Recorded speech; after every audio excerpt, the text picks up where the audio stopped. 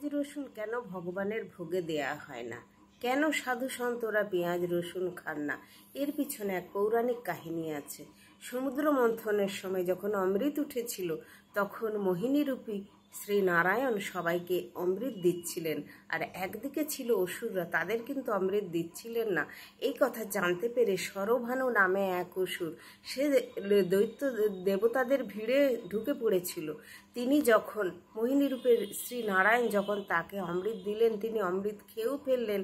তখন চন্দ্র আর সূর্য দেখতে পেয়ে চিনতে পেরে আর শ্রী নারায়ণকে বললেন যে এ কিন্তু শরভানু, এ দৈত্য, এ দেবতা নয়। এই কথা জানার পর শ্রী নারায়ণ তাড়াতাড়ি সুদর্শন চক্র দিয়ে আর শরভানুর মস্তক কেটে ফেললেন, কিন্তু ততক্ষণে অমৃত তার গলা দিয়ে পৌঁছে গেছে শরীরে, তাই তার শরীর অমর হয়ে গেল। শরীরটি হলো কেতু আর মুন্ডুটি হলো রাহু।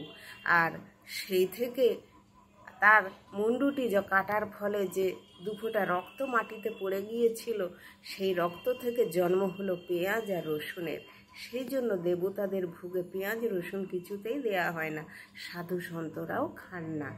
আর রাহু কেতু সবসময় চন্দ্রকে আর সূর্যকে মাঝে মাঝে গ্রাস করে, চন্দ্রগ্রাস সূর্যগ্রহণ এটা হয়।